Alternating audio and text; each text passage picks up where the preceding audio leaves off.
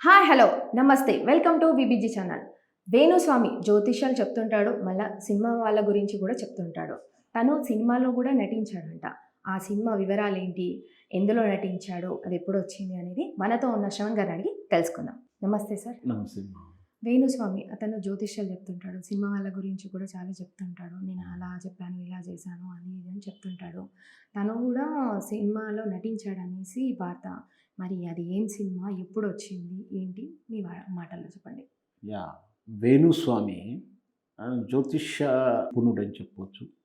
అలాగే వేద పారాయణం చేస్తూ పూజలు పురస్కారాలు చేస్తూ ఒక అయ్యవారు స్వామీజీ మాదిరిగా ఉంటుంది. అయితే తాను వాస్తవానికి ఎవరైనా సరే జ్యోతిష్యం తెలిసిన వాళ్ళు ఎవరైనా అడిగితే వాళ్ళ జ్యోతిష్యం చెప్పాలి. వాళ్ళ జన్మ నక్షత్రం ప్రకారము, పేరు నక్షత్రం బలం మీదనో, లేదా కొందరు ముఖం చూసి చెప్తుంటారు, కొందరు గవ్వలేసి చెప్తుంటారు. సో ఎవరి శాస్త్రం ఎవరు వాళ్ళది, ఎవరు హస్త సాముద్రికం చూసి చెప్తుంటారు. సో ఎవరికి ఏదో ఉన్నా కూడా ఎవరి ప్రావీణ్యం, ఎవరి శాస్త్ర పాండిత్యం వాళ్ళకు ఉంటుంది. అంతవరకు బాగానే ఉంటుంది. ఎందుకంటే మనకు మనంగా వెళ్ళి అడుగుతాం.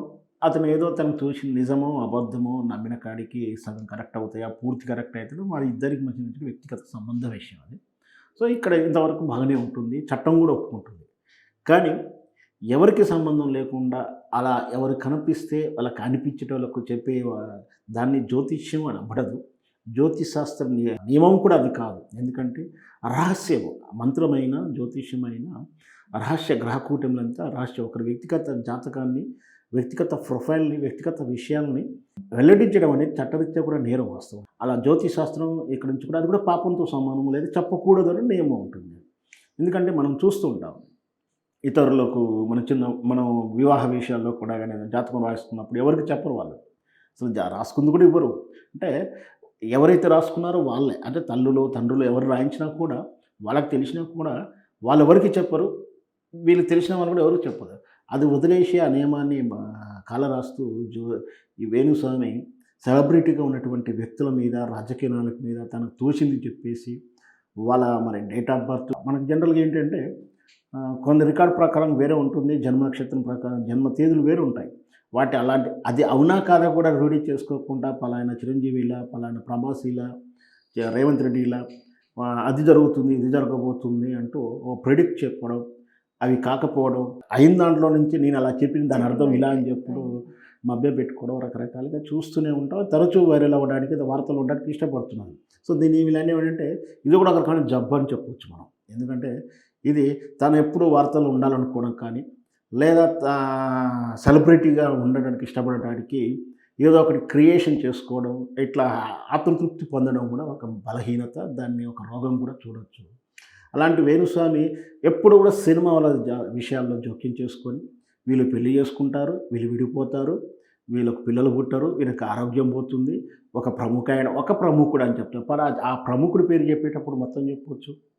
లేదా నీకు నీ పాండిత్యాన్ని నిరూపించుకోవాలంటే ఈ సీల్డ్ కవర్లో పలాంది రాసి పెడుతున్నాను, ఈయన పలానా రోజు మరణిస్తాడు అని చెప్పి మరణించిన తర్వాత చెప్తే తప్పులేదు. మరణించకముందు చెప్తే ఆయన వ్యక్తిగతమైనటువంటి దోషం కానీ లేదా తప్పుగా భావించవచ్చు. కానీ అట్లాంటి కార్యక్రమం ఎప్పుడూ చేయదు. సో జరిగిన తర్వాత నేను ప్రముఖుడు అని చెప్పాను కాబట్టి ఇదంతా కూడా శాస్త్రాన్ని అవమానించడం కాదు. ఇక్కడ వీళ్ళు శాస్త్రాన్ని వీళ్ళు అవమానిస్తున్నారు, మన శాస్త్రాన్ని గౌరవిస్తున్నాం, శాస్త్రాన్ని గౌరవించమని చెప్తుంటారు ఎప్పుడైనా. అలాంటి వేణుస్వామి సినిమాల మీద మోజుంది, సెలబ్రిటీ మోజుందని స్పష్టంగా ఇప్పుడు అర్థమవుతుంది.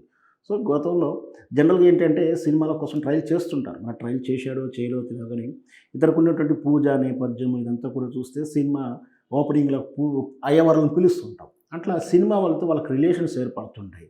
అలాంటి రిలేషన్స్ ఏర్పడినప్పుడు ఏం చేస్తారంటే ఏదైనా సినిమాలో ఆ పూజారి కానీ ఆ పౌరోహిత్యం సంబంధించిన క్యారెక్టర్ వచ్చినప్పుడు ఇంకెవరినో పిలిచుడు ఎందుకు,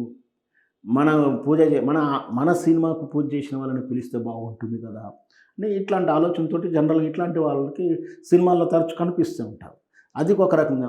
లేదు ఇంకెక్కడికైనా దేవాలయంకి వెళ్ళి సినిమాలో స్టోరీలో భాగంగా ఒక దేవాలయానికి వెళ్తే అప్పటికప్పుడు అక్కడే ఉన్నటువంటి ఆ దేవాలయ పూజారితోనే అదే క్యారెక్టర్తో నటింపజేస్తుంటారు.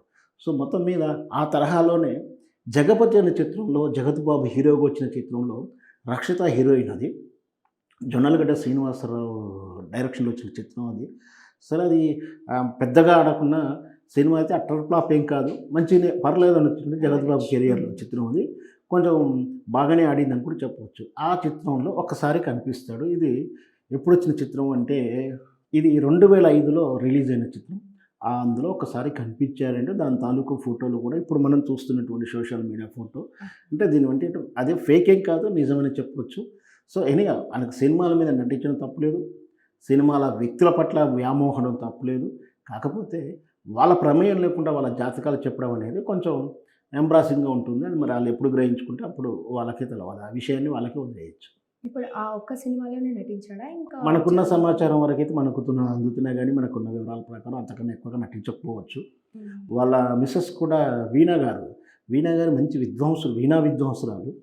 చాలా ప్లెజెంట్‌గా ఉంటుంది. పాపం ఇలాంటి వివాదాలకు దూరంగా ఉంటుందామె. హ్మ్. ఆమె చక్కగా వీణ వాయిస్తుంది. మనకు పాపులర్ అయిన పాటను కూడా వీణా వాయినంలో అదే పాటని వీణా వాయినంలో వీణలో ఎలా స్మరించాలని కూడా మంచి మంచి పాటలు చేస్తుంది.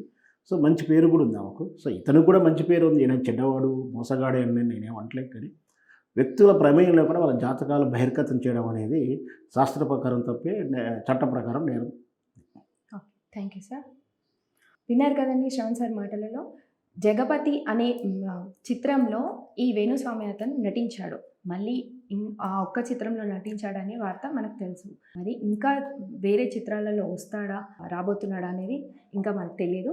మరిన్ని వార్తలతో మీ ముందుంటాం.